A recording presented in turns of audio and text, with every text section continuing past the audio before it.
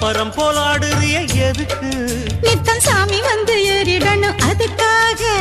தொப்புள தங்காட்டுறிய எதுக்கு மாமன் பம்பரந்தான் விட்டுடணும் அதுக்காக சும்மா நாச்சு பார்க்கும் போது சூட்டனைய ஏத்துற சாராயத்தை கண்ணுல வச்சு ஆளு மேல ஊத்துற காஞ்ச மாடு கம்புலதான் பாஞ்சது போல் தெம்புலதான் நீயும் மேய பாக்குற